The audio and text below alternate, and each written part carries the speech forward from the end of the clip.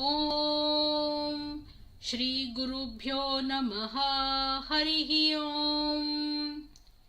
महेश्वर उवाच शृणु देवी प्रवक्ष्यामि श्रोतं सर्वभयापहं सर्वकामप्रदं नृणां हनुमत श्रोतमुत्तमं तप्तकाञ्चन संकाशं नानारत्नविभूषितम् उद्यदालार्कवदनं त्रिनेत्रं कुण्डलोज्ज्वलं मोजीकोपि संयुक्तं हेमयज्ञोपवीतिनं पिङ्गलाक्षं महाकायं टङ्कशैलेन्द्रधारिणं शिखानिक्षिप्तवालाग्रं मेरुशैलाग्रसंस्थितं मूर्तित्रयात्मकं पीनं महावीरं महाहनुं हनुमन्तं वायुपुत्रं नमामि ब्रह्मचारिणं त्रिमूर्त्यात्मकमात्मस्थं जपाकुसुम सन्निभम् नानाभूषण संयुक्तम् आञ्जनेयं नमाम्यहं पञ्चाक्षरस्थितं देवं नीलनीरत्सन्निभं पूजितं सर्वदेवैश्च राक्षसान्तं नमाम्यहम् अचलद्युतिसङ्काशं सर्वालङ्कारभूषितं षडक्षरस्थितं देवं नमामि कपिनायकं तप्तस्वर्णमयं देवं हरिद्राभं सुरार्चितं सुन्दरं साब्जनयनं त्रिनेत्रं तं नमाम्यहम् अष्टाक्षरदीपं देवं हीरवर्णसमुज्ज्वलं नमामि जन्तावन्द्यं लङ्काप्रसादभञ्जनम् अतसी पुष्पसङ्काशं दशवर्णात्मकं विभुम् जटाधरं चतुर्बाहुं नमामि कपिनायकं द्वादशाक्षरमन्त्रस्य नायकं कुन्तधारिणम् अंकुशं च दधानं च कपिवीरं नमाम्यहं त्रयोदशाक्षरयुतं सीतादुःखनिवारिणं पीतवर्णं लसत्कायं भजे सुग्रीवमन्त्रिणं मालामन्त्रात्मकं देवं चित्रवर्णं चतुर्भुजं पाशाकुशाभयङ्करं धृतटङ्कं नमाम्यहं सुरासुरगणैः सर्वैः संस्तुतं प्रणमाम्यहम् एवं ध्यायेन्नरो नित्यं सर्वपापैः प्रमुच्यते प्राप्नोति चिन्तिमं कार्यं शीघ्रमेव न संशयः। ॐ इति उमा संहितायाम् आञ्जनेय स्तोत्रम्।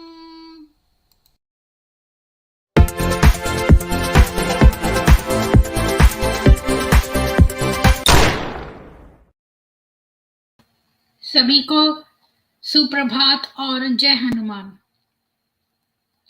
आज हम the 19 wives of Muhammad unveiled में आयशा की चर्चा करेंगे, आगे उसका पार्ट 4। लेकिन उससे पहले थोड़ी सी न्यूज़ शेयर कर देते हैं, तब तक और लोग भी जुड़ जाएंगे। इंदिरा जी और प्रवीण जाट जी, आप लोगों को बहुत साधुवाद आने के लिए। मैं शेयर करती हूँ आप लोगों के साथ।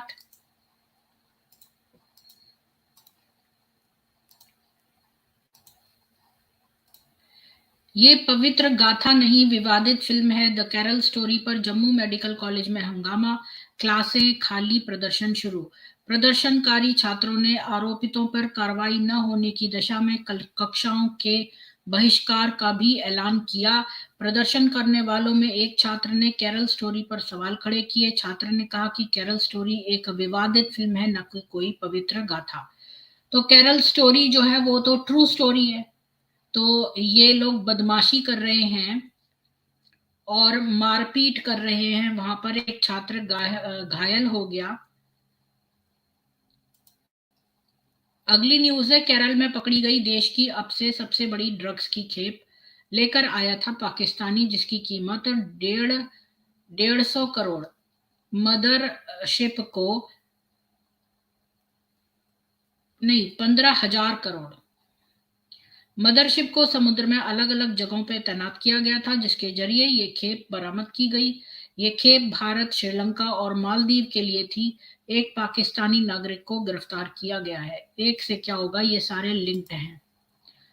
अगली न्यूज है, बैग में 5 महीने के बच्चे का शव लेकर 200 किलोमीटर सफर करने को मजबूर हुआ पिता, एम्बुलेंस को देने के लिए नहीं थे 8,000 रुपए। बंगाल में स्वास्थ्य व्यवस्था का ऐसा हाल है। तो वो जो क्रूर औरत है ममता बनर्जी, औरत के नाम पर वो कलंक है, उसके राज्य में ये हो रहा है। 6 दिनों तक सिलीगुड़ी के नॉर्थ बंगाल मेडिकल कॉलेज एवं हॉस्पिटल में इलाज के बाद मेरे 5 महीने के बेटे की शनिवार 13 मई को मौत हो गई थी। ये बेचारा उसका लाश ले लेके फिर रहा है अपने हाथ में, क्योंकि एम्बुलेंस को देने के पैसे नहीं है। अगली न्यूज है, पटियाला के गुरुद्वारा दुख निवारण साहिब में महिला की गोली मारकर हत्या, आरोप परिसर में बैठकर पी रही थी शराब। मृतका परमिंदर कौर को शराब की लत बताई जा रही है, जिसका इलाज नशा मुक्ति केंद्र में चल रहा था। तो चलो, बेचारी का इलाज चल रहा था, उसको गोली मार के हत्या तो नहीं करनी चाहिए थी ना। पुलिस गुरुद्वारे की सीसीटीवी फुटेज की जांच कर रही है। निर्मलजीत सिंह ने गोली मारकर हत्या कर दी, ये निर्मलजीत सिंह है। इसी को कहते हैं कट्टरपना। ओवैसी के कॉलेज के आतंकी प्रोफेसर की फंडिंग कनेक्शन की होगी जांच।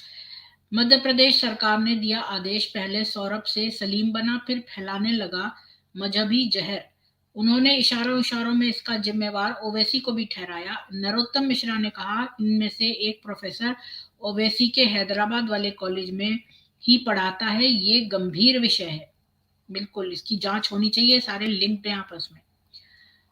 अगली न्यूज है, सौरभ राजवैद्य से बना मोहम्मद सलीम, फिर पत्नी को बनाया मुस्लिम। ओवैसी के कॉलेज में नौकरी पाके बन गया जहर का प्रोफेसर।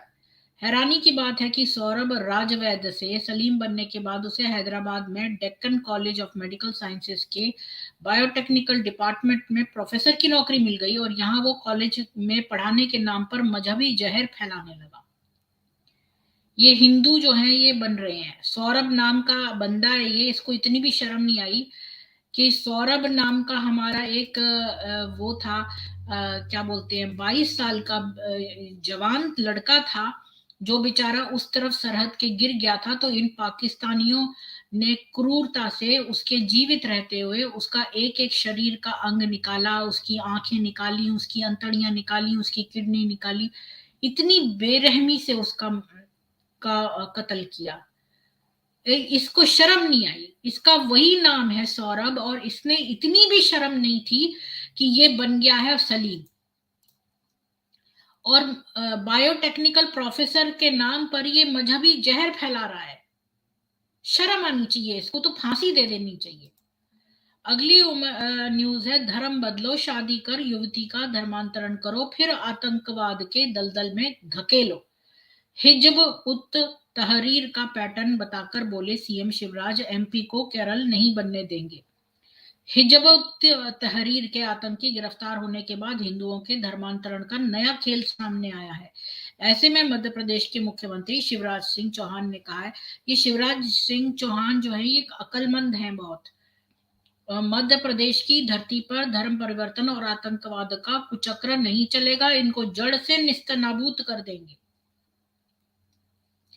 ये अब ये नया जो है वो 16 सदस्यों को पकड़ने के बाद जो है ये हिजब उत तहरीर के ये खुलासा हुआ है कि इस संगठन के कुछ सदस्यों ने हिंदू लड़कियों से निकाह करके उनको इस्लाम कबूल कराया है। यही इनका तरीका है, यही इनका पैटर्न है। अभी जो ये केरला स्टोरी आ गई है, इससे लड़कियां जो है सावधान हो जाएंगी। और आपको मैं एक बात बताऊं कि यहाँ पर मैं ऐसी घूमने जा रही थी एक दिन, तो मैंने देखा कि यंग लड़कियां जो है ना, वो जैसे झूला झूलती है ना, छोटी प्री टीन्स, तो झूल रही होंगी, तो उनके बीच में एक हिजाबी लड़की भी थी। तो मैं ऐसी घूम रही थी, तो थोड़े आगे मैं मतलब कुत्ता टहला रही थी, तो मैंने आगे थोड़ा सा देखा, जाके सोचा कि बेचारी, मैंने ईश्वर से प्रार्थना की कि ये लड़कियां बच जाए इस हिजाबी औरत से। इतने में ही एक लड़का मेरे पीछे पीछे चलने लगा। थोड़ी देर में मैंने देखा, और वो मुझे गोरा सा लड़का था।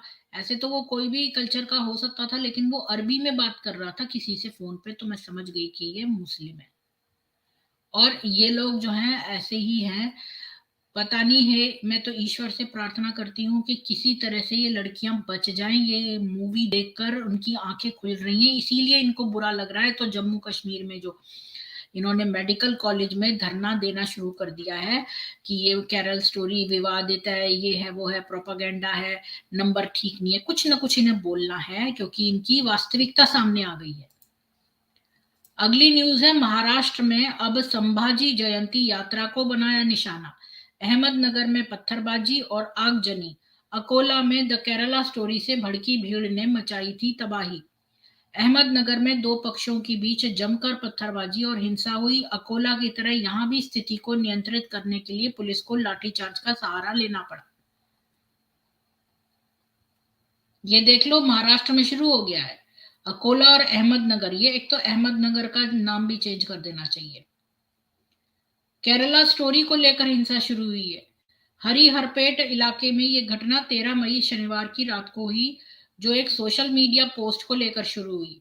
36 घंटे तक इंटरनेट सेवा बंद रही, पुलिस को कर्फ्यू लगाना पड़ा। धार्मिक यात्रा के दौरान हिंदू मुस्लिम आपस में भिड़ गए क्योंकि संभाजी महाराज की जयंती का अवसर था, तो शोभा यात्रा निकाली गई थी। तो मुस्लिम लोग क्या करेंगे, आपको पता ही है कि ये लोग पत्थर मारते हैं, तो यही काम शुरू कर दिया इन्होंने, पत्थर मारने का। अगली न्यूज है, हिंदू से मुसलमान बने, फिर भारत को इस्लामी मुल्क बनाने के मिशन पर निकल पड़े।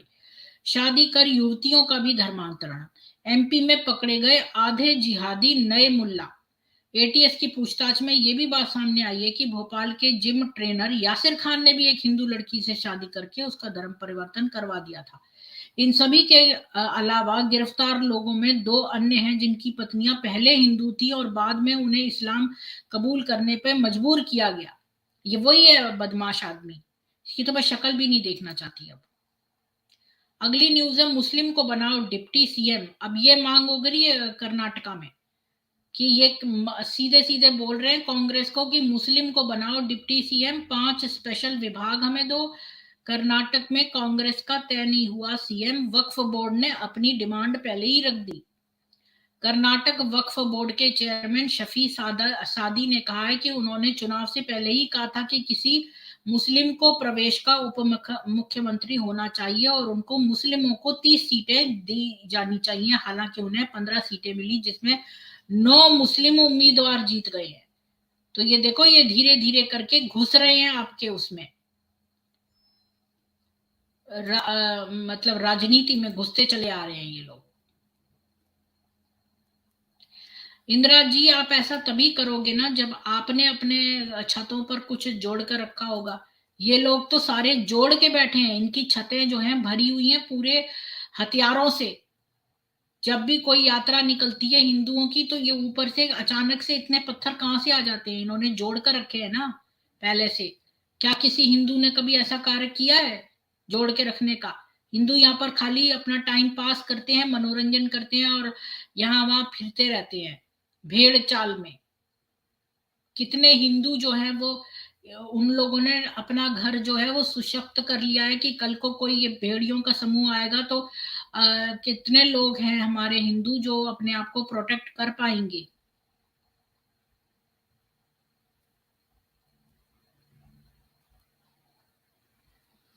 मुझे नहीं समझ में आ रहा कि मैं कैसे जो है क्या करूं, कैसे मैं इनको जगाऊं इतनी जल्दी, मुझे नहीं समझ में आ रहा।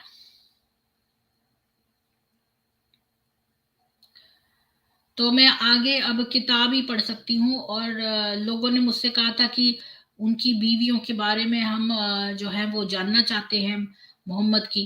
तो मैंने जो है राइटर ने मुझे अपनी किताब भेजी है, 19 वाइव्स ऑफ मोहम्मद अनवेल्ड। तो हम आयशा के बारे में चर्चा कर रहे थे और आयशा के बारे में ही हम आगे कहाँ तक पहुंचे थे। हम ये पहुंचे थे कि सब लोग आयशा से जो है वो सलाह मशवरा करते थे। आयशा का डोमेस्टिक वायलेंस भी था, अबू बकर उसको खूब मारता था और मोहम्मद ने भी उसको मारा था। और आयशा जो भी चीज मोहम्मद जो कहता था वो करती थी, लेकिन उसके बावजूद भी मोहम्मद उसमें नुक्स निकालता था और उसको चेंज करने को बोलता था। ऐसे मेरे पास कई सारे उदाहरण हैं। और अब हमने देखा कि मोहम्मद की मृत्यु जब हो गई तो वो आयशा के ही लास्ट उसमें रहा, और जब उसकी मृत्यु हुई और इसके बाद जो ये थी आयशा इसको ये बात नहीं अच्छी लगी कि कुत्तों और गधों के बराबर हमें कर दिया है, उसने ये रिमार्क करा। और उसने ये भी कहा कि अम,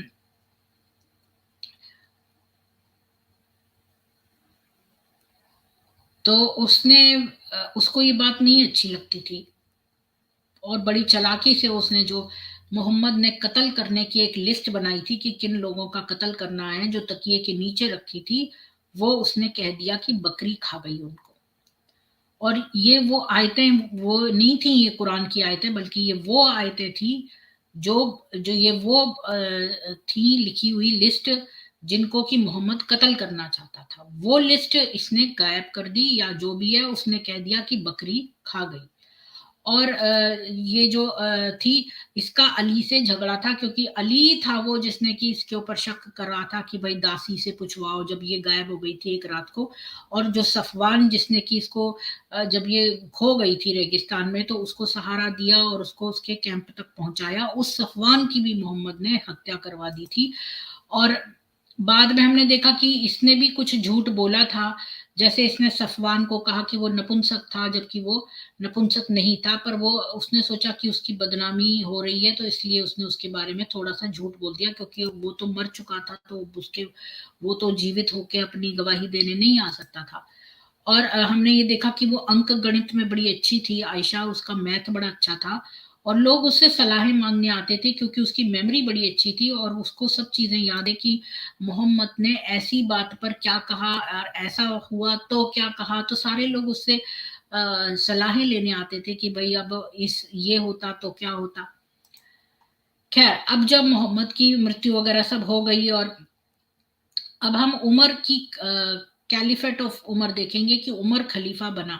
और आपको ये भी पता है कि जब इससे आयशा से पूछा गया कि आपने का सबसे फेवरेट कौन है, जो जो मोहम्मद का सबसे पसंदीदा नाम कौन सा है, तो उसने सबसे पहले अपने पिता अबू बकर का नाम लिया।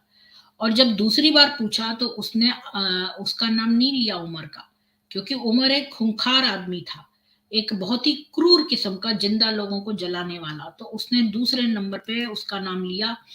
किसका नाम लिया था उसने दूसरे नंबर पे?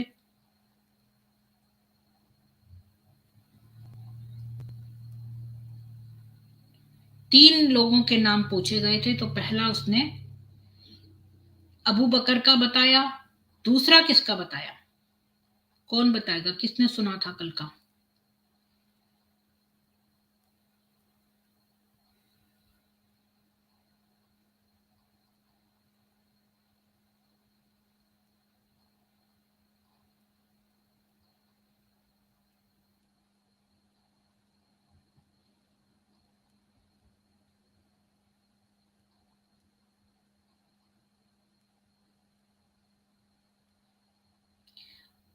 एक प्रसिद्ध योद्धा था अबू उबैदा, जिसने बदर की लड़ाई में अपने ही पिता को मार डाला था, उसका नाम उसने बताया, अबू उबैदा का। तो पहला तो अपने फादर अबू बकर का, दूसरा अबू उबैदा का, और इसके बाद तीसरा नाम वो अली का बता सकती थी, लेकिन अली से वो चिढ़ती थी, तो वो चुप रही, उसने तीसरा नाम ही नहीं लिया। और वो जायद का भी नाम ले सकती थी। खैर, तो लोग उससे पूछने आते थे और उससे सलाहें लेते थे। अब देखते हैं उमर का खलीफा 634 से 644 तक। तो अबू बकर ने उमर को अपना उत्तराधिकारी नियुक्त किया। उमर का शासन विजय के लिए समर्पित था। उसने इराक, सीरिया, जॉर्डन, यरूशलेम और पवित्र भूमि, फारस, बाइजेंटाइन का अधिकांश भाग, अफगानिस्तान, मिस्र, मॉरिटानिया और मोरक्को के कुछ हिस्सों में अपनी सेनाएं भेजी और उन सभी को इस्लाम के अधीन कर दिया। उनके समय में असफलता और जीत असंख्य थी। वो एक साम्राज्य का, मतलब पूरे साम्राज्य का वो खलीफा हो गया था। और जब वो मरा तब भी वो पूरे साम्राज्य का खलीफा ही मरा। तो आज मैं ज्यादा नहीं बताऊंगी, आज मैं खाली, मैंने सोचा है कि मैं इसे छोटे छोटे भागों में करूंगी, क्योंकि लोग जो है बोर हो जाते हैं लंबा। मुझे किसी ने सुझाव दिया कि छोटा ही रखो, तो मैं आज खाली उमर की खिलाफत के बारे में ही बताऊंगी, और अली की खिलाफत के बारे में मैं कल बताऊंगी। तो नहीं, कल भी नहीं बताऊंगी, कल सनातन सभा है, और एक मैंने जो मुस्लिम लड़की आई थी उसी के लिए मैंने रखा है। हाँ, सोखा बाबा जी ने मुझे अच्छा याद दिला दिया कि मैं ये चला देती हूँ कि प्लीज लाइक शेयर सब्सक्राइब करिए वीडियो को। तो इस विस्तारवादी नीति की को आयशा या किसी अन्य महिला की सहायता की आवश्यकता नहीं थी, यानी उमर को किसी भी सहायता की आवश्यकता नहीं थी, और ऐसा कोई रिकॉर्ड नहीं है कि आयशा का इससे कोई लेना देना हो। उमर को महिलाओं का पर्दे के पीछे बैठना पसंद था, जहां पुरुष उन्हें ना देख सके। उमर बहुत ही शक्की स्वभाव का आदमी था और वो पसंद नहीं करता था कि विमेन जो हैं वो किसी के सामने खुले में हो और या फिर वो कोई विचारों में अपना योगदान दे। मोहम्मद की विधवाएं मदीना नहीं छोड़ सकती थीं जब तक कि उमर ने उन्हें स्पष्ट अनुमति नहीं दी। मोहम्मद के उस फरमान को याद करते हुए कि उनकी पत्नियों को कैद में रखना चाहिए, उमर ने उन्हें एक दशक तक मस्जिद के करीब रखा। उमर ने मस्जिद 638 में उमर ने मस्जिद का विस्तार किया, मदीना में काम करने और पूजा करने के लिए आने वाली भीड़ की वृद्धि के लिए। ये नहीं कि विस्तार से बताया कि इन भीड़ और उनकी बड़ी इमारतों से आयशा के रहने की स्थिति में क्या अंतर आया होगा। तो मैं आपको दिखा दूं कि मस्जिद का उसने निर्माण और क्या करा दिया।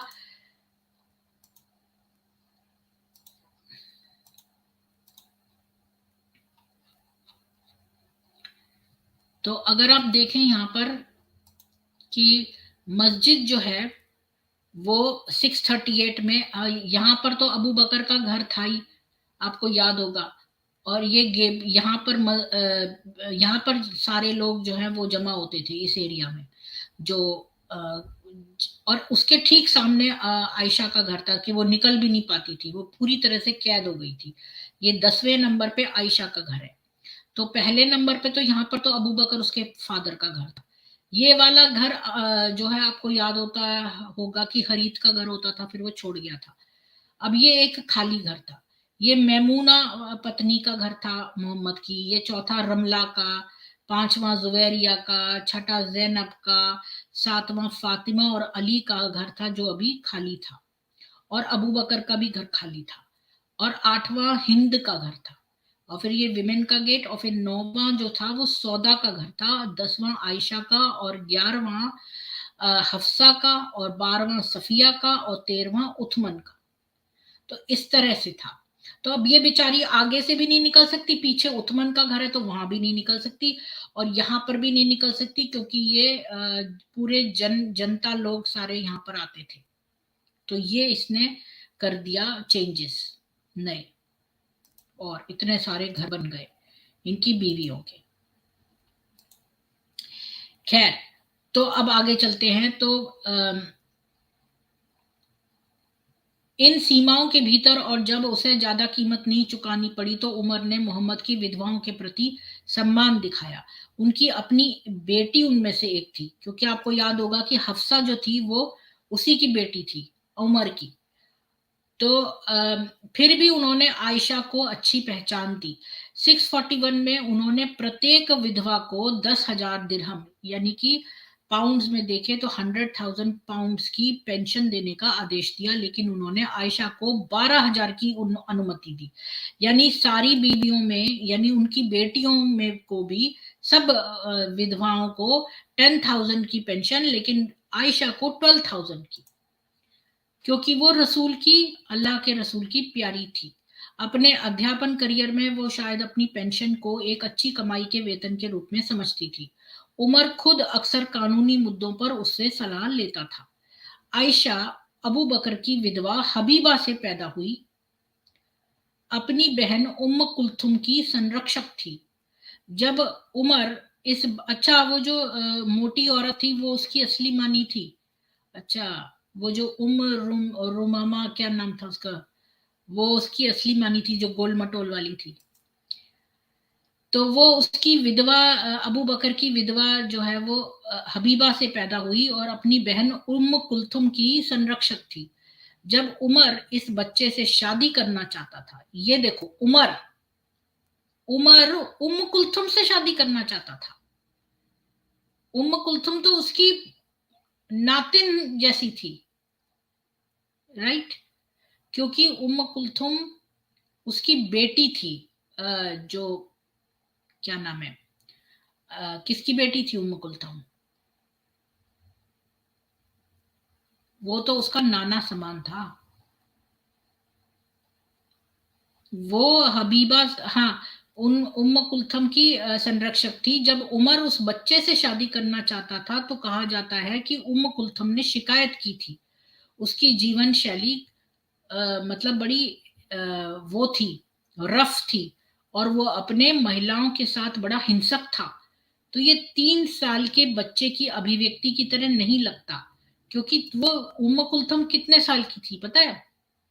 3 इयर्स ओल्ड थी। और ये बुड्ढा उमर उससे शादी करना चाहता था 3 साल की बच्ची से। ये लो, फैल गया ना पीडोफीलिया। तो ये बात कि उसने उम्म कुलथुम ने शिकायत की, ये बात ट्रू नहीं लगती, क्योंकि 3 साल की बच्ची को ये सब शादी वादी का नहीं पता होता। तो वो ये बात कह ही नहीं सकती कि भाई उमर मुझे बुरा लगता है और उमर जो है हिंसक है महिलाओं के साथ। ये सारी बातें झूठी लगती है, क्योंकि उम्म कुलथुम 3 साल की बच्ची थी। और जबकि कोई और उसे ये कहना नहीं सिखाता, फिर भी ये पूरी तरह से सटीक था। और आयशा ने सहमति नहीं दी। जैसा कि उनके दूत ने उमर को समझाया, आप जो है वो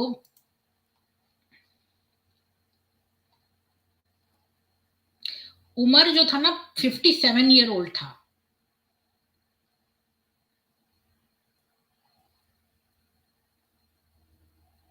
और उसने जो दूत भेजा ना उमर को, उसने कहा कि आप तो रेडी हो, और आप मतलब बड़े वाइल्ड रफ भी हो। और कि अगर उम्म कुलथुम ने कभी भी आपकी फरमान नहीं माना, मतलब नाफरमानी की, तो आप तो उसको मार दोगे, खूब मारोगे। और उमर जो था वो 57 का था।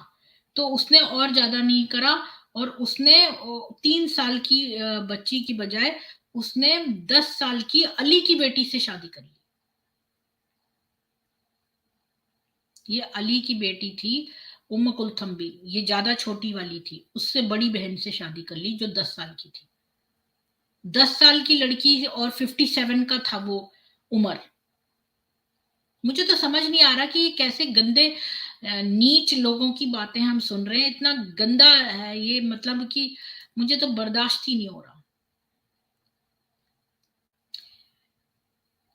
बेशक आयशा के पास ऐसी किसी भी चीज को रोकने की शक्ति नहीं थी जो उमर वास्तव में चाहता था।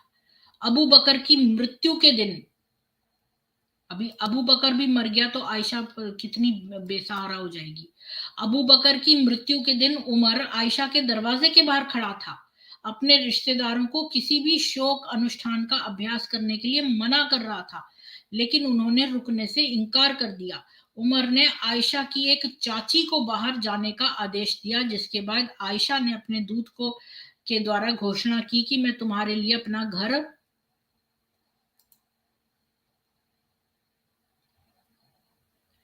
मतलब मैं तुमको अपने घर में आने से मना करती हूँ, मैसेंजर को उसने कहा। पर उमर ने उसको ओवर रूल कर दिया, और उसने कहा जाओ, मैंने तुम्हें जो है परमिशन दी है। तो उस आदमी ने धकेला आयशा का दरवाजा, और अब उसकी आंट को, उसकी चाची को बाहर निकाल के ले गया। और उमर ने क्या किया कि उसके कोड़े मारे खूब। और ये देखकर रोती हुई महिलाएं इतर बितर हो गई। अब आप मेरे को बताइए कि किसी की लाश पड़ी हो, एक एक डेड बॉडी पड़ी है, विमेन रो रही हैं, और ये उमर आता है और चाची को घसीट के लाता है अंदर से, क्योंकि महिलाएं रो रही हैं और उसने कहा है कि कोई शोक नहीं करेगा, तो उसको मारता है कोड़े से। एक वुमेन जो दुख मना रही है किसी की लाश का, तो उसको कोड़े से मारा जा रहा है। इसके बारे में आपको क्या कहना है? जी पता है, और समझी वो वही तो, जहां वो जब बाथरूम को जाती थी वो कहता है, "ए सौदा मैंने तुझे पहचान लिया है।" तो उमर जो है ये इससे तो मोहम्मद भी थोड़ा थोड़ा डरता था। अब आप मेरे को बताइए, मैं तो एक अभी ही दे देती हूँ।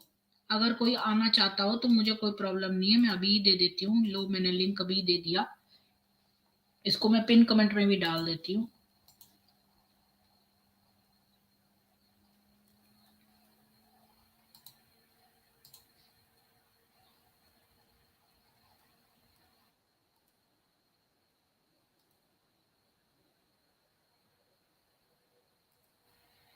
तो देखिए कि कोई विमेन जो है किसी की मृत्यु पर रो रही हैं और आप उन विमेन को कोड़े मार रहे।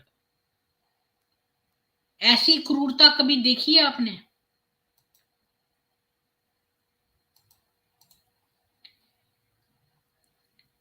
फिर थोड़ी देर के बाद आयशा ने जो है अपने प्रॉपर्टी राइट्स लेने चाहे, तो उसने एक मैसेज भेजा अतीक को, जो उसके भाई की अतीका को, जो उसकी भाई की विडो थी। मतलब उसका भाई मर चुका था ना, तो उसकी बीवी अतीका, और जिसकी की शादी अब उमर से हो गई थी, उसने एक मैसेज उस उमर की बीवी को कहलवाया, I vow mine I will no more grieve my skin to bridal henna cleave। यानी कि उसने संदेश भिजवाया कि मैं प्रतिज्ञा करती हूं कि मेरी आंख अब और शोक नहीं करेगी, मेरी त्वचा दुल्हन की मेहंदी की रचेगी, हमारी जमीन हमें वापस करो। उमर ने अतीका को कहा कि वो उसकी प्रॉपर्टी वापस कर दे। और अब हम ये खाली कल्पना ही कर सकते हैं कि आयशा को नहीं पता था कि ये एक फोर्स्ड मैरिज थी। अतीका ने एक्चुअली में उमर का मैरिज का प्रपोजल को मना कर दिया था, लेकिन उसने उसके पिता से बोला कि उसको जो है जबरदस्ती उससे शादी करे, और उसके पिता ने जबरदस्ती कर दी थी।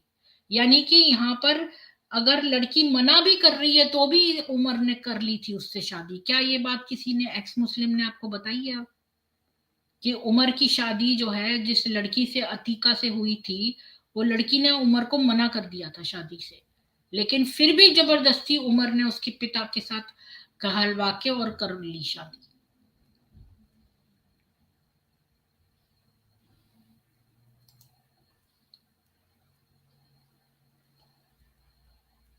जब उमर ने अतीका के शयन कक्ष पर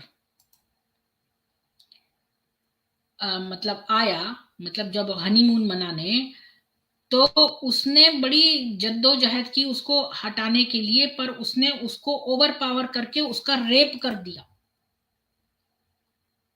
इस बारे में आपका क्या कहना है कि उमर ने अपनी बीवी का रेप करा, जबरदस्ती उससे शादी करी और फिर उसका रेप करा? क्या ये बात आपको पता थी? अतीका ने मना कर दिया उमर को शादी करने से, फिर भी उमर ने जबरदस्ती उससे शादी करी, और रात में जब उसके कमरे में गया तो उसने खूब मना करा, लेकिन इसने जबरदस्ती उस पर चढ़ के उसको रेप करा।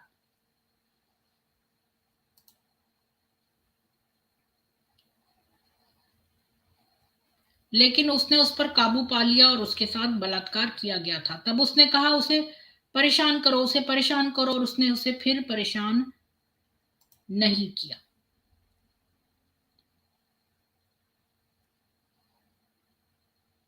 जब तक कि उसने एक मैसेज नहीं भिजवा दिया कि ठीक है मैं मान लेती हूँ, तुम्हारी बीवी बन जाती हूँ। ये तो इसका मतलब इसने बीवी बनने से पहले ही कर लिया। और Atika must have realized that there was no court of justice against the future caliph। यानी कि अतीका ने जो है तब तक ये महसूस कर लिया कि भविष्य के खलीफा के खिलाफ न्याय की कोई अदालत नहीं थी। अब तो उसको खलीफा का, चूंकि ये उमर खलीफा बन गया था, तो अब तो ये उसकी इच्छा को नकार ही नहीं सकती थी। पूजा जी ऊपर आ जाओ, मैंने लिंक दे दिया है, एक पिन कमेंट में डाल दिया है। आप सब लोग ऊपर आके बात करो, डिस्कस करो इसकी बदमाशियों को, उमर की। तो ये अक्टूबर 644 तक नहीं था, जब आयशा 30 वर्ष की थी, कि उसने उसे और उसकी 6 सहपत्नियों को मक्का में एक और महान यज्ञ हज करने की अनुमति दी गई थी, यानी छुट्टी मनाने के लिए। कुसुम गुलाबी कपड़े पहने उन्होंने यात्रा की। मोहम्मद, वो उन्होंने कैमल में जो कि हरी हरी शॉलों से ढके हुए थे, और आगे आगे मोहम्मद का जो दामाद था उथमन, उसका ऊंट था, उसके बाद अब्दुल रहमान इब्न औफ का। उथमन और अब्दुल रहमान वो ये किसी और को आने नहीं देते थे बाकी ऊंटों के करीब। यानी आयशा ने जो पीछे पीछे चल रही थी तो उसको कोई नहीं देख सकता था, क्योंकि उथमन और ये लोगों के ऊंट आगे आगे चल रहे थे। और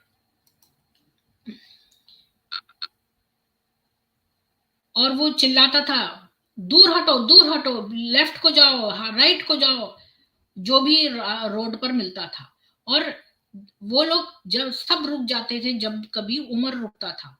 और दोपहर की धूप में उन्होंने एक कैंप अपने लिए बनाया रेविन्स के अंदर, मतलब खाइयों, क्या बोलते हैं उसे, खाई में, जो एक तरफ पर्वत होता है ना, दूसरी तरफ खाई, तो खाई जैसे में, और वो पेड़ों से ढके हुए दोनों तरफ, और वो किसी को भी अपने नजदीक नहीं आने देते थे। एक एक औरत उनके लिए थोड़ा सा मीट और दूध लाई, और उनको देख के रोने लगी और कहती थी कि वो याद करती है अल्लाह के मैसेंजर को, यानी कि मोहम्मद को, इसलिए वो सारे ही रोने लगे। उमर जो है उसका असैसिनेशन हो गया, उसका खून कर दिया किसी गुलाम ने नवंबर 644 में। और उसने पेटिशन किया कि तो उसको भी उसकी भी कब्र जो है मोहम्मद और अबू बकर के साइड में जो है होनी चाहिए। हालांकि आयशा ने सोचा था कि वो उसकी कब्र होनी चाहिए उनके आसपास, तो उसने कहा ठीक है, अ, अब मैं उमर को आने देती हूँ, मतलब उसका जो स्पॉट था कब्र का, तो उसने दे दिया इजाजत की वो रह ले। तो उमर जब उसके, अब आयशा को कपड़े बदलने में बड़ी शर्म आती थी, क्योंकि उमर हालांकि मर चुका था, तो उसका उसकी रूह उसे लगता था मतलब वहां पर है। तो आयशा को उमर के साथ उसके घर में, क्योंकि क्योंकि वो वहीं पर दफन था ना, तो इसलिए उस आयशा को कपड़े उतारने में शर्म आ रही थी, जब तक वो 3 मकबरों को अलग करने के लिए एक दीवार नहीं बना लेती, तब तक वो पूरी तरह से कपड़े पहने, घूंघट और सब कुछ, मतलब ये घूंघट कह रही हूँ, नकाब वगैरह सब कुछ रखती थी। नई दीवार ने उसके रहने की जगह को आधा कर दिया होगा, क्योंकि बेचारे ये लोग मरते जा रहे थे और वहीं कब्रें बनाते जा रहे थे। अब उस मोहम्मद की कब्र के साथ तो वो रहती ही थी, अब अबू बकर भी उसका फादर था, अब ये उमर की भी हो गई, तो अब उसको लगा कि बीच में एक दीवार आ जानी चाहिए, क्योंकि उसे कपड़े बदलने में शर्म आती थी, यानी कि कब्र के सामने भी वो अपने कपड़े नहीं उतार पाती थी। अब आयशा और उसकी कम्युनिटी के बारे में, आयशा और उसका समुदाय 632 से लेकर 678 तक गुलाबी जो है हिजाब को छिपाते हुए, आयशा जो है एक बड़ी विजिबल फिगर थी मदीना में। वो बड़ी एक प्रमुख हस्ती थी। नवजात शिशुओं के लिए प्रार्थना करने के लिए उन्हें घरों में आमंत्रित किया जाता था। एक घर में उसे बच्चे के तकिए के नीचे एक उस्तरा मिला, जिसे माता पिता ने बताया कि उन्होंने जिन्न को भगाने के लिए वहां रखा था। आयशा ने उस्तरे को फेंक दिया, उन्हें ये याद दिलाते हुए कि मोहम्मद अपशगुनों को देखकर नफरत करते थे और उन्हें इसका इस्तेमाल करने से मना करते थे। जब उनसे पूछा गया कि भविष्य वक्ताओं की भविष्यवाणियां कभी कभी सच क्यों होती हैं, तो उन्होंने बताया कि ये एक ऐसा शब्द है जिसे शैतान चुरा लेता है और अपने शिष्य के कानों में मुर्गी के चटकने जैसी आवाज के साथ गुनगुनाने लगता है, और फिर उसमें 100 झूठ मिला देता है। ये आयशा ने कहा। और आयशा ने सिद्धांत रूप में अंधविश्वास को हतोत्साहित किया, लेकिन व्यवहार में से पहचानने में वो अच्छी नहीं थी। जब वो बीमार हो गई, यानी कि वो तो अंधविश्वास के लिए बहुत ही मना करती थी और कहती थी मोहम्मद पसंद नहीं करता, लेकिन जब वो खुद बीमार पड़ी तब एक जिप्सी डॉक्टर ने निर्धारित किया कि वो एक जादू के अंतर्गत थी, मतलब कोई जादू किसी ने किया था और उसने अपने दासों में से एक को मतलब हटा दिया। आयशा ने एक्चुअली में सोचा होगा, मतलब आयशा ने एक संदिग्ध लड़की से पूछताछ की, जिसे उसने अपनी मौत पर मनोमित करने के लिए अनुबंधित किया था, और दास ने अब कबूल लिया कि उसने अपनी मनोहार को तेज करने के लिए जादू डाला था। ये लड़की भी कैसी थी, दासी, उसने कबूल लिया कि भाई मैंने तेरे पे जादू किया है। वाह वाह। हो सकता है मोस्ट लाइकली ये है, शायद लड़की को डरा धमकाकर झूठा कबूलनामा कर दिया गया था। आयशा को सभी लोगों को समझ जाना चाहिए था कि ऐसा होता है, या शायद गुलाम ने वास्तव में आयशा पर जादू करने की कोशिश की थी और ये समुदाय में जाना जाता था। डॉक्टर ने अपनी प्रतिष्ठा के लिए कोई सेवा प्रदान नहीं की होती अगर उसने स्वीकार किया होता कि वह चिकित्सा निदान की बजाय सामुदायिक गपशप के मंत्र के बारे में जानता था। लेकिन ऐसा लगता है कि आयशा के दिमाग में ऐसी संभावनाएं नहीं आई हैं। उसने अपनी बीमारी को मतलब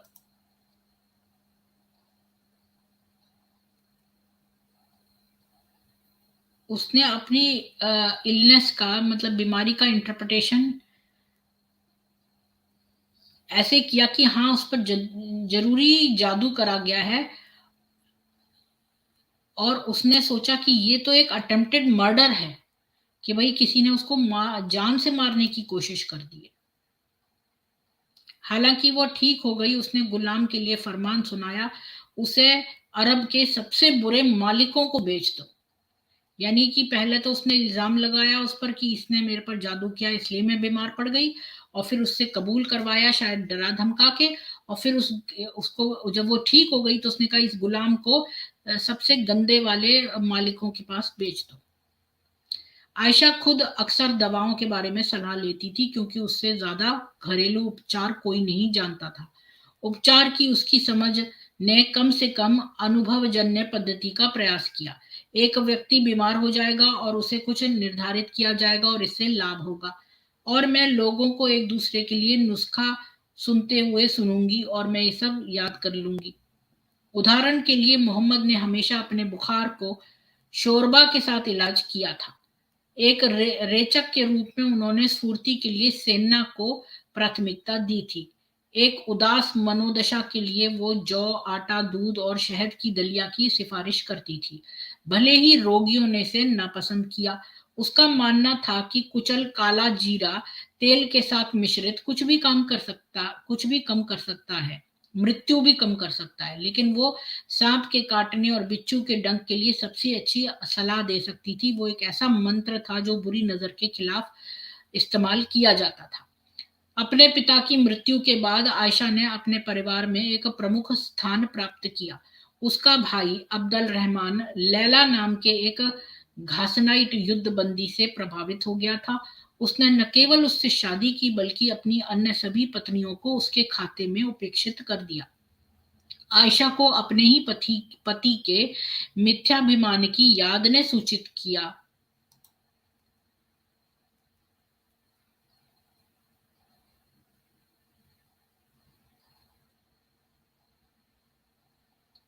मतलब उसके इन्फैचुएशन के ने उसे डांटा, उसके मोह की मूर्खता के लिए। उसकी अंतर्दृष्टि तब साबित हुई जब लैला को एक गंभीर बीमारी का सामना करना पड़ा और उसने अपना रूप खो दिया।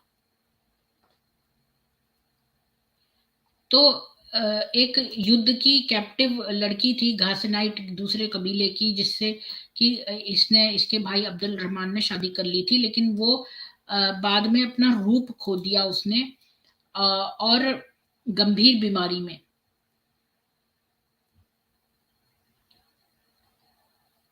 अब्दुल रहमान पूरी तरह से निराश हो गया।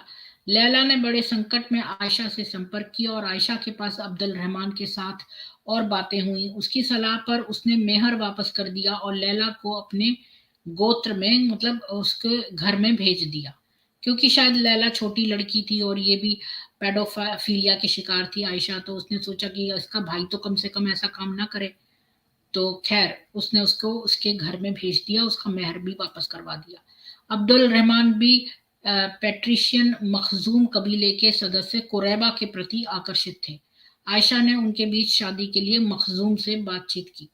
अब्दुल रहमान के चरित्र में कुछ कठोरता थी, एक व्यंजना जिसका अर्थ था कि वो महिलाओं को पीटता था, और कुरैबा ने अंततः उसे फटकार लगाई, क्योंकि कुरैबा से उसकी शादी हो गई ना, तो उसने उसे फटकार लगाई, लोगों ने मुझे तुम्हारे बारे में चेतावनी दी। उसके परिवार ने भी उसके व्यवहार की निंदा करते हुए कहा कि वो केवल आयशा को उपकृत करने के लिए शादी करने के लिए सहमत हुए थे। यानी शादी उन्होंने आयशा के कहने पे की थी, लेकिन एक्चुअली में अब्दुल रहमान कोई अच्छा लड़का नहीं था, वो मारता पीटता था बहुत विमेन को। तो आयशा के भाई के अपने भाई के साथ मतलब वो था,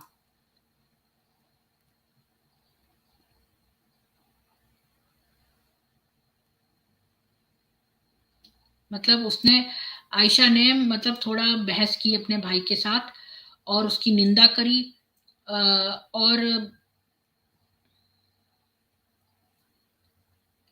कौरैबा को अपने मामलों का प्रबंधन करने की अनुमति दी, जिसका अर्थ है कि वो कानून अदालत का सहारा लिए बिना उसे तलाक देने के लिए स्वतंत्र थी। उसने यह निर्णय करके सबको चौंका दिया, मैं अबू बकर के बेटे के ऊपर किसी को नहीं चुनूंगी, और इसलिए वो एक साथ रहे। अब्दुल रहमान और कुरैबा की हफ्सा नाम की एक बेटी थी। हफ्सा इतनी अच्छा, इसका नाम भी हफ्सा था। अब्दुल रहमान जो इसका भाई है ना आयशा का, वो और कुरैबा की बेटी हुई जिसका नाम हफ्सा था। हफ्सा इतनी उद्दत थी कि अपनी आंटी आयशा के पास एक पतला सा नकाब पहनकर आती थी, जिससे उसके स्तन खुल जाते थे। आयशा ने उसे अपने सिर से अलग कर लिया और उसे आधा फाड़ दिया।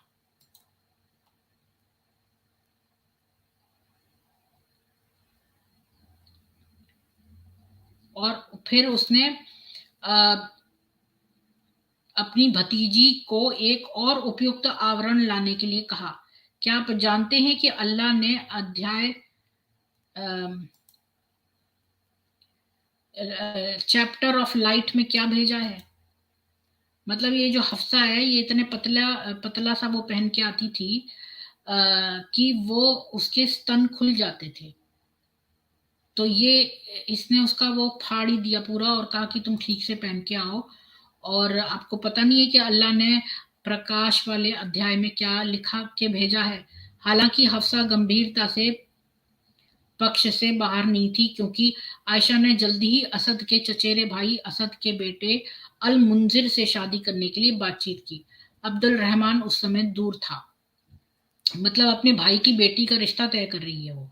जब वो अपनी बेटी की सगाई के लिए घर लौटा तो उसने मैच को मना कर दिया। क्या मैं उस तरह का आदमी हूं जो उसकी सहमति के बिना उसके साथ कुछ कर सकता हूं? जैसे ही हर कोई शादी को रद्द करने के लिए तैयार हो गया, अब्दुल रहमान अपने बचकाने मनमुटाव से उबर गया और उसने फैसला किया कि हफ्सा आखिरकार अल मुंजिर से शादी करेगी। तो पहले तो उसके जाने के पीछे ही इसने आयशा ने उसकी बेटी का, हफ्सा का निकाह तय कर दिया, और फिर बाद में जो है वो अब्दुल रहमान वापस लौटा तो उसने कहा नहीं नहीं मैं नहीं ऐसे करूंगा, लेकिन फिर बाद में वो मान गया। तो आयशा की नैतिकता अक्सर उसकी करुणा के साथ थी, मतलब युद्ध में। मतलब उसकी नैतिकता और उसका करुणा हमेशा लड़ाई में रहती थी आयशा की। तो जब उसकी कुछ भतीजियों का खतना होने वाला था, अब यहाँ पर ध्यान दीजिए कि यहाँ पर लड़कों का खतना नहीं, लड़कियों का खतना की बात हो रही है। तो जब उसकी भतीजियों का खतना होने वाला था तो परिवार ने चर्चा की कि क्या एक उत्सव पार्टी आयोजित की जाए, एक ऐसा शिष्टाचार जिसे दूसरे परिवार में लड़कों द्वारा बहुत सराहा गया और जो लड़कियों को दर्द से विचलित कर देगा। आयशा के दिमाग में खतना की प्रथा पर सवाल उठाने का ख्याल ही नहीं आया। यह एक ऐसा सवाल नहीं था जो 7वीं सदी का अरब पूछ रहा हो। इस अवसर पर आयशा ने सहमति व्यक्त की कि लड़कियों का मनोरंजन करने के लिए मनोरंजनकर्ता को बुलाना एक अच्छा विचार होगा। दुर्भाग्य से उसने अपने रिश्तेदारों की पसंद की देखरेख करने की उपेक्षा की। उसने पाया कि उन्होंने आधे नाम के एक विदूषक को भेजा था, जिसने उत्साह में अपना सिर हिलाया और गाया, और उनके मतलब वो खड़े हो गए, रोंगटे या क्या है,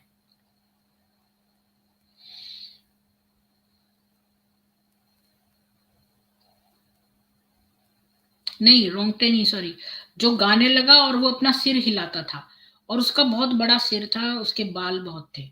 तो ये देखते ही वो जोर से चिल्लाई आयशा की, अरे ये तो भैया ये एक शैतान है, इसे बाहर निकालो, इसे बाहर निकालो।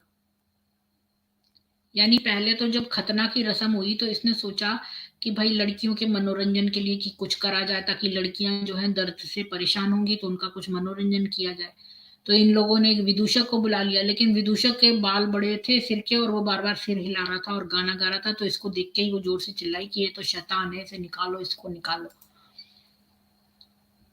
दूसरी बार उसके पास रहने वाले या लंबे समय तक रहने वाले मेहमान थे, शायद अगले दरवाजे के घर में, जो उसे विरासत में मिला था।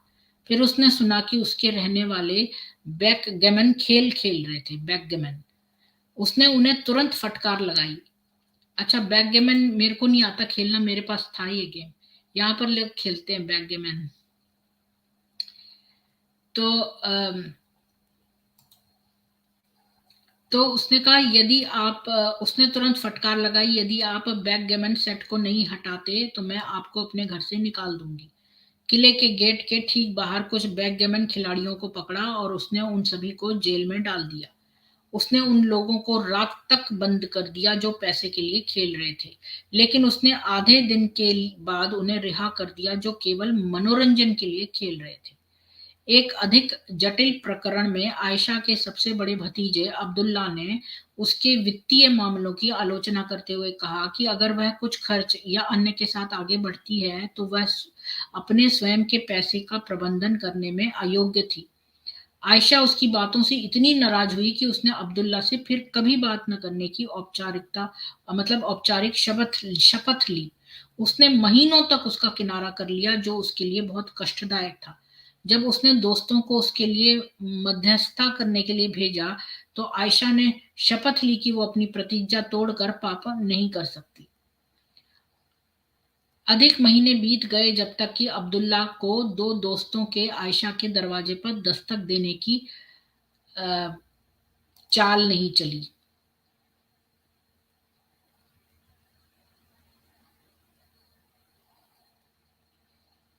तो अब्दुल्ला से तो वो नाराज थी, क्योंकि उसने कहा कि तुम फाइनेंशियली ठीक काम नहीं कर रही हो।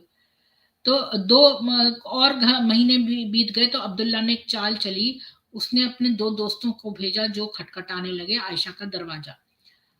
तो उसने कहा कि कौन है, मतलब कि तो उसने उन्होंने अंदर आ जाओ, तो उन्होंने कहा हम सारे आ जाएं। तो उसने कहा हाँ तुम सारे आ जाओ। और उसको नहीं पता था कि अब्दुल्ला भी उनके बीच में है।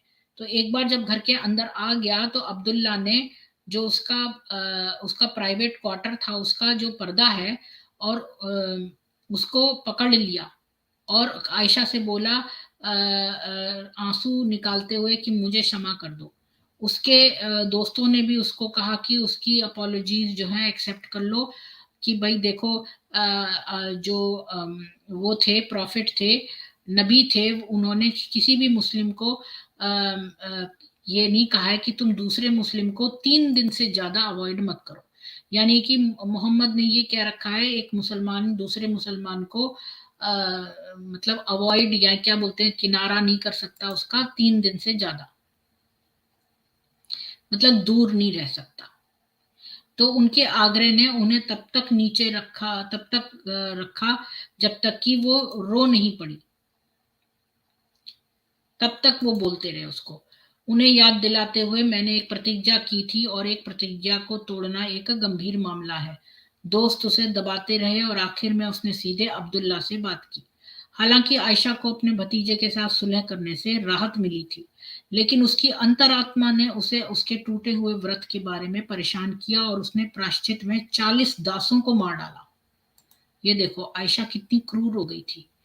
प्रतिज्ञा तोड़ी तो उसने 40 दासों को मार दिया।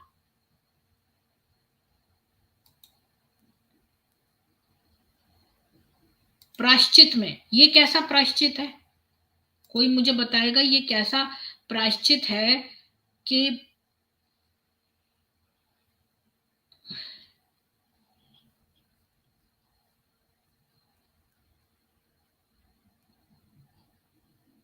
नहीं, मार नहीं दिया, सॉरी, उसने मैनोमिट कर दिया, उसने उन्हें फ्री कर दिया, लेकिन उस पे 40 थे नहीं, तो उसने कुछ खरीदे और फिर अब्दुल्ला ने उसको 10 और दे दिए, और फिर जो है फिर उसने उनको फ्री कर दिया।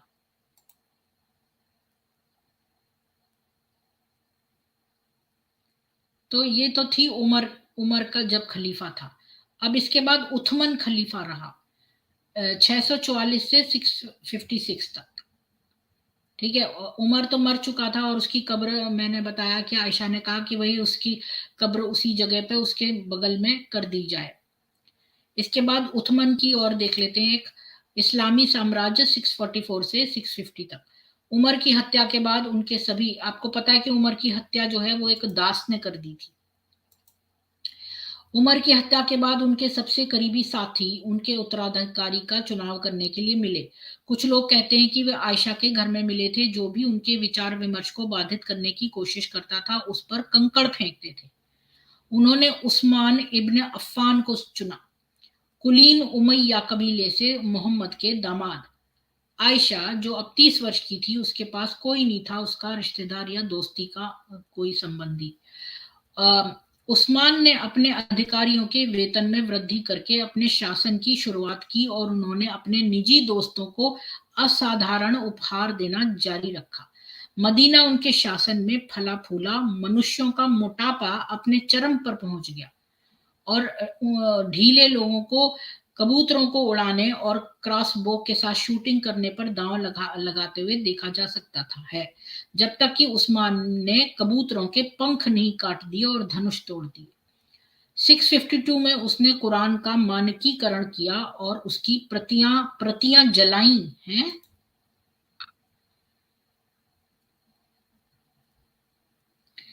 अच्छा, उथमन को लोग बहुत लाइक करते थे, वो ना उसका दामाद था मोहम्मद का, और वो बड़ा लीनियंट भी था। लोग बहुत मोटे हो गए थे उसके राज में। और उसने क्या किया कि कुरान का को स्टैंडर्डाइज कर दिया, और जो जो इसकी बहुत तरह के वर्जन्स की कॉपियां घूम रही थी उनको जला दिया।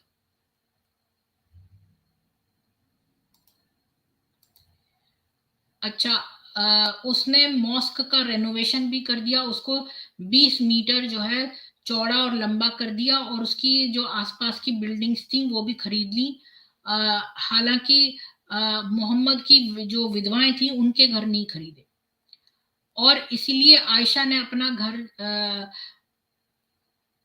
ने एक्सचेंज कर दिया her old neighbours for carved stone wall, stone pillars. तो आयशा ने अपने पुराने पड़ोसियों का जो नक्काशीदार पत्थर की दीवारें, पत्थर के स्तंभों और सौगून की छत के लिए अपना घर बदल दिया पड़ोसी की छत से, पड़ोसी के घर से। इन सबसे ऊपर उस्मान ने सैन्य विजय की नीति को जारी रखा। साइप्रस और स्पेन में प्रवेश किया और उत्तरी अफ्रीका के शेष प्रांतों, अनातोलिया, आधुनिक तुर्की, फारस, अर्मेनिया, अजरबैजान, अधिकांश आधुनिक अफगानिस्तान और पश्चिमी भारत के कुछ हिस्सों को जोड़ा। पाकिस्तान, इस्लामिक साम्राज्य को भी।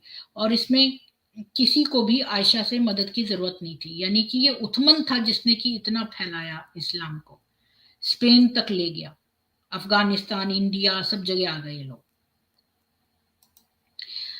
और उथमन जो था, आयशा जो है वो लगातार जो है पढ़ाती रही, और पढ़ाना और कानूनी निर्णय देना जारी रखा, और उस्मान खुद कभी कभी उससे सलाह लेते थे। फिर भी उन्होंने मदीना छोड़ने की अनुमति की आवश्यकता थी, मतलब इसलिए अंत में उस्मान मोहम्मद की विधवाओं को दूसरे महान हज पर ले जाने के लिए सहमत हो गए, और एक बार फिर जो है उनको आंखों से दूर रखा गया कि अब ये कोई रिकॉर्डेड नहीं है कि आयशा जो है उसने मदीना छोड़ा अंटिल 656 तक। अच्छा, अब करप्शन की बात करते हैं कि करप्शन 650 से 655 तक, भ्रष्टाचार। लेकिन उथमन जो था वो वृद्ध था और उनकी उम्र की साथ उनकी क्षमता में भी गिरावट आई। 647 की शुरुआत में उनकी मनमानी का संकेत तब मिला जब उन्होंने मक्का में काबा को बड़ा करने का फैसला किया। उसने आसपास की संपत्तियों को खरीदा और जब कुछ गृह स्वामियों ने इन्हें बेचने से इनकार कर दिया तो उसने बिना कुछ चौंकाए उनके घरों को तोड़ दिया। जब उन्होंने इसका विरोध किया तो उसने उन्हें जेल में डाल दिया, हालांकि उसे जल्दी ही रिहा करने के लिए राजी कर लिया गया। यानी अगर कोई अपना घर ना बेचे तो ये उसको मरवा दे, मतलब उनके घरों को तोड़ देता था और उनको जेल में डाल देता था। 650 के बाद उसके भाई भतीजावाद और राज्य के खजाने के गबन से लोगों का मोह भंग हो गया।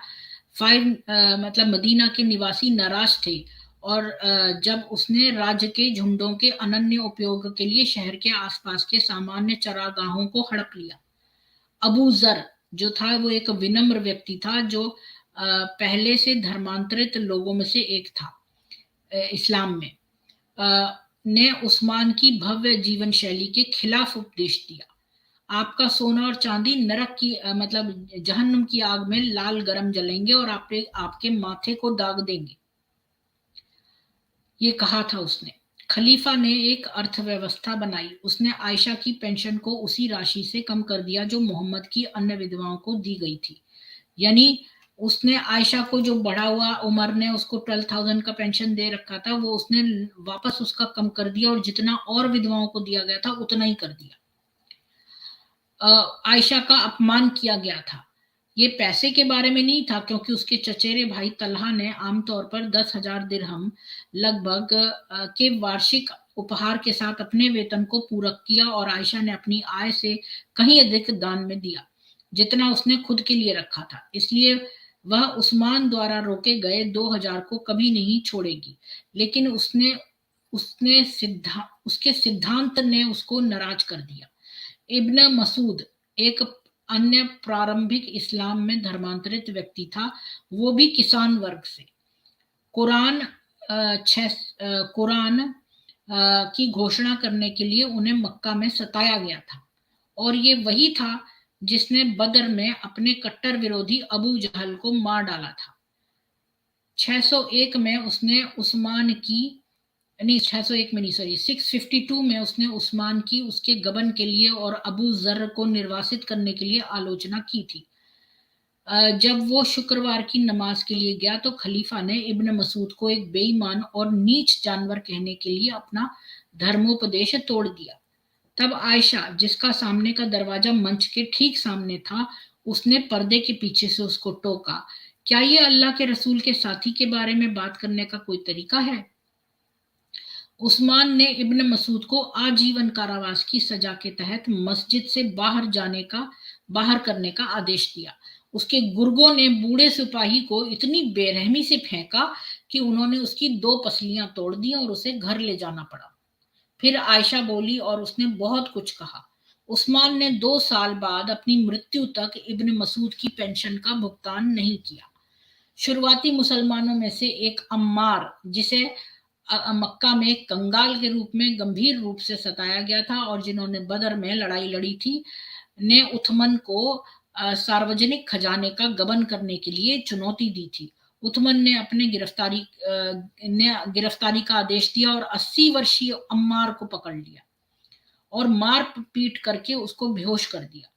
अगले शुक्रवार की नमाज में आयशा मोहम्मद की एक पुरानी शर्ट और चप्पल लेकर अपने घर से निकली और उथमन को संबोधित करने के लिए उसने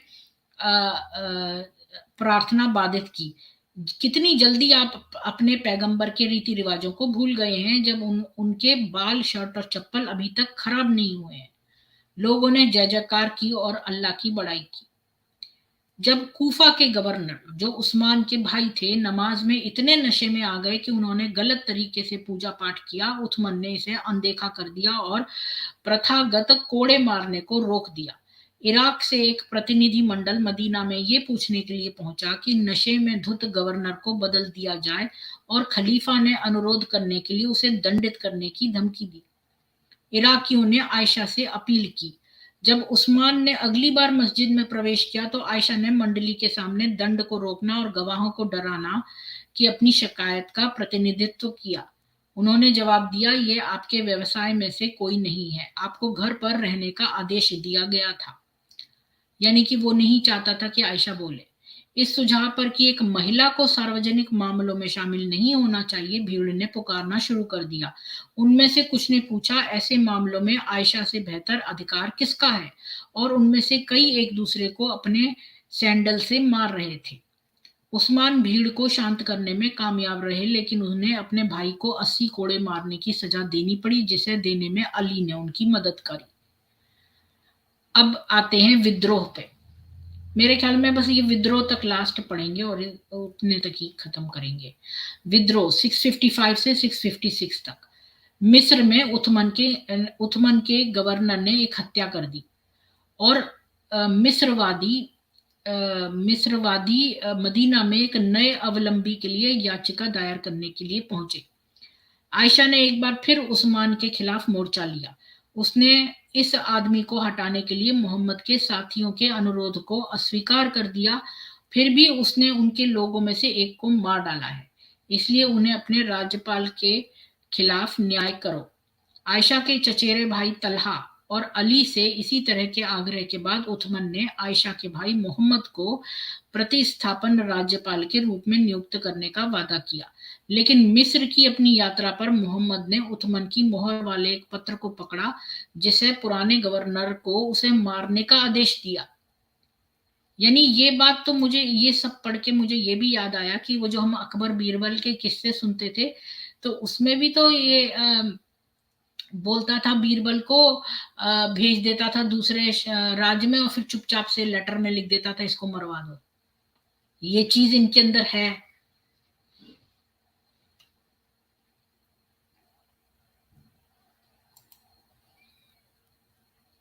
वो पत्र दिखाने के लिए मदीना लौट आया, जिसे उस्मान ने लिखने से इनकार कर दिया।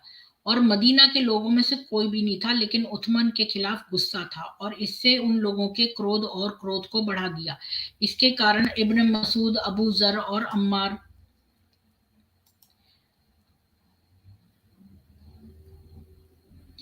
मतलब 650 के बाद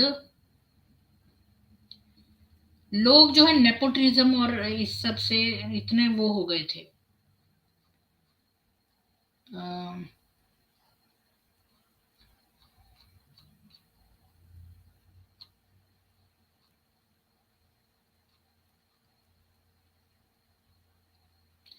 हाँ, मतलब वो मदीना में आया, उसने लेटर दिखाया तो उसने उथमन ने कहा कि ये तो मैंने लिखा ही नहीं है। पर और कोई भी नहीं था जो कि ये कहता कि भाई ये लेटर उसने करा है, या तो इससे उसका और गुस्सा बढ़ गया और लोग बहुत गुस्से में थे, क्योंकि उसने इब्न मसूद, अबू जर और अम्मार के साथ भी बुरा किया था। Letter signed with Ayesha's name. अभी कई लेटर्स में आयशा का नाम साइन करा हुआ था, तो इस वजह से लोग और खिलाफ हो गए उथमन के। और उसने बाद में आयशा ने कहा कि उसके जो ये जो सिग्नेचर है वैसे फोर्ज्ड हैं, और उसने कहा कि भाई मैंने ये नहीं लिखे। तब उससे पॉइंट ब्लैंक पूछा गया, what do you say about killing Uthman? तो उसने कहा कि भाई उससे लोगों ने पूछा कि भाई उथमन को मारने के बारे में आप क्या कहती हैं? तो उसने कहा कि अल्लाह ना करे मैं मुसलमानों के खून बहाने और उनके नेता की हत्या का आदेश दूं। भले ही जैसा कि उसकी सहेलियों का मानना था वो सच कह रही थी, भले ही उसका विशिष्ट लक्ष्य केवल उस्मान का त्याग था, फिर भी उसने ऐसे बात की जैसे वो उसको मरवाना चाहती थी। उसने ये भी कहा, काश वो समुद्र में एक चक्की का पाट होता। मदीना में असंतुष्टों ने प्रांतों में उन लोगों के साथ बातचीत की। अप्रैल में सीरिया, इराक और मिस्र के विद्रोहियों ने मदीना में उस्मान के पद छोड़ने की मांग की, मतलब रिजाइन करने के लिए। उन्होंने उसे उसके घर में घेर लिया और आयशा को राहत के लिए एक हताश दलील मिली, क्योंकि उन्होंने हमें पानी से वंचित कर दिया। अली ने एक अली ने एक सांकेतिक प्रयास किया भीड़ को फटकारने का, लेकिन आयशा की चचेरी बहन तलहा और मोहम्मद के चचेरे भाई अल जुबैर अपने घरों में रहे, जबकि आयशा ने अपनी निष्क्रियता को बहाना बनाया कि ये बहुत खतरनाक है। जून में ये देखते हुए कि विद्रोहियों के प्रबल होने की संभावना थी, आयशा ने तीर्थ यात्रा मतलब अपने हज पर जाकर भागने की तैयारी की, मक्का भागने की तैयारी की, ताकि वो अपराध स्थल से दूर रहे। वो उस समय 42 साल की थी और ये पहली बार था जब उसने बिना किसी की अनुमति के मदीना छोड़ा था, जो उस्मान के नियंत्रण खोने का संकेत था। उसने अपने भाई मोहम्मद से उनके साथ चलने का आग्रह किया, लेकिन उसने मना कर दिया। उसकी अनुपस्थिति के दौरान वो घेरने वाला नेता था जिसने उथमन के घर की छत तोड़ दी और चाकू मार के उसको मार डाला। बस आज के लिए इतना ही था। तो अब हमने देखा कि उथमन भी मर गया। जी, आज का खत्म होता है। रुपेश जी, आपका स्वागत है। जय हिंदू राष्ट्र, बोलिए। जय हिंदू राष्ट्र, जय सनातन धर्म, जय श्री राम सबको। तो आज की किताब में समझने वाले तो अभी ये जितने भी यहाँ पे सुन रहे थे कुछ समझे होंगे। आप सभी इमेजिन कीजिए, सोचिए कि उस वक्त में ना ही बिजली थी। एक दीपक जो जलता था यानी कि एक दिए जलते थे, वो भी उन लोग के वहां पे बहुत कम, रेगिस्तान था। हवा इतनी चलती थी कि दिए भी जलते नहीं थे। और जिस घर में सोते थे उसी घर में कवर। अब बताइए, इतने अंधेरे में कोई कवर के साथ में, कबर कबर डेड बॉडी के साथ, डेड बॉडी को दफनाया गया है उनके साथ में। और देखिए, कोई सिद्धि वाले नहीं है, ऐसे ऐसे पाप किए हैं। एक तो अच्छा ही आदमी दिखा नहीं सकते हैं। चलिए, अभी आप ही बताइए कि डर क्यों लगा, ऐसा क्यों लगता है? मरने के बाद भी आदमी को क्यों डर लगता है? अगर वो अच्छा आदमी होता तो वो अच्छा करेगा, बुरा आदमी तो बुरा होगा। ठीक है, मरने के बाद भी अगर उसका आत्मा को शांति नहीं मिला है, इसके वजह से शायद उसको डर लगता है। जिंदा रहते हुए तो आदमी को धमका के इतनी सारी कांड किया है, मरने के बाद भी सुकून से जीने नहीं देता है। एक घर में भी आदमी को शांति से सोने नहीं दिया। वो कौन थी वो, उनकी घर वाली जो कपड़े बदलने भी नहीं बदलती थी? आप बताओ। आयशा, आयशा। अच्छा, तो देखिए, हाँ, इतने सारे पाप कर्म जो करेंगे उसकी उनको उमर शांति थोड़े उमर मिलेगा। की भी कब्र आ गई ना बगल में, वो तो वो उमर की जी। कब्र से पर्दा कर रही थी। हाँ, तो आप इमेजिन करके देखिए, एक छोटा सा घर है और मतलब दो तीन चार ऐसे कबर बढ़ते जा रहे हैं, बढ़ते, उसमें रहना पड़े किसी को। आप सोच के देखिए, अकेले रात को रहना पड़े। कोई यहाँ पे किसमें इतना दम है कि वो अकेले, चाहे महिला हो चाहे कोई भी हो, इस तरह की कबर के साथ में घर में अकेले रात गुजारे? कौन कितना दिन गुजार सकता है किसी में दम? वो डरेगी नहीं क्या? आप ही बताओ। बताइए। वो भी इतनी छोटी थी। मेरे को तो इसमें बहुत सारी बातें बुरी बुरी लगी। एक तो ये कि उमर जो है वो 3 साल के बच्चे से शादी करना चाहता था, 57 ईयर्स ओल्ड था वो। और फिर बाद में हाँ, उसने 10 साल की बच्ची से कर ली। यानी कि कोई मॉरलिटी है ही नहीं। और महिलाओं को पीटते थे ये आम। और किसी को भी मरवा देते थे। किसी से बोलते हम तुम्हारी संपत्ति खरीदना चाहते हैं, उसने काबा में संपत्ति आस पास खरीदना चाहिए। हाँ, जब उन लोगों ने मना कर दिया तो उनके घर तोड़वा दिए और उनको जेल में डाल दिया। देखिए, जब अपने घर में ही इतने मारपीट, इतने एक दूसरे का कत्ल, जैसे एक दास ने उमर को मार दिया, ठीक है, तो जब इतने आपस में ही, ये देखिए इनकी कितनी बुराइयां की जाती हैं, आपस में ही इनकी इतने लफड़े हैं। और ये घर में जब ऐसे हैं तो बाहर में क्या करेंगे? बाहर में तो वैसे ही होंगे ना। जैसे करनी घर में करेंगे वैसे ही बाहर में किए हैं। अगर घर में आदमी भलाई करे तो बाहर में आदमी भी कोशिश करता है, चलो ठीक है, उसका व्यवहार होता है जिसका जैसा व्यवहार, वो अपना जो व्यवहार हो वो तो करेगा ही। गलत आदमी गलत ही करेगा, सही आदमी सला ही सही करेगा। ठीक है, तो उसी वक्त से ऐसा चला आ रहा है, अभी भी चल रहा है। अपने घर में भी अभी भी दबा के रखते हैं, देखिए इंडिया में देखिए अभी भी दबा के उसको पर्दा में करके। और एक आज की जितनी भी महिलाएं हैं इंडिया के अंदर, अगर बोला जाए कि कबर के साथ में सो, उसका हस्बैंड मर जाए, उसके बाद उसी घर में उसको दफना दिया जाए, और वो कितने दिन वो रह पाएगी? जरा सोच के देखिए, तो कोई रह पाएगा क्या? जरा सोच के देखिए। मतलब हम लोग कबर देखते हैं दूर से ही देखते हैं, रात को गुजरते हैं तो मतलब देखने में अच्छा नहीं लगता है, ठीक है ना। हमारे इंडिया में जहां तहां कबर कबर कबर ये वो करके रख दिए हैं। मतलब ये पहले तो परंपरा नहीं था, वहीं से सब ये आया हुआ है। हमारे यहाँ पे था, लेकिन जो सिद्ध पुरुष थे, जो उस तरह के अपने प्राण त्यागते थे, अपने प्राण त्यागते थे, जैसे सिद्ध पुरुष हो गए, उनका ये बनता था, ये क्या बोलते हैं उसको, हाँ, स्थान बनता है, ठीक है। उनको देह त्यागना बोलते हैं हम लोग। और ये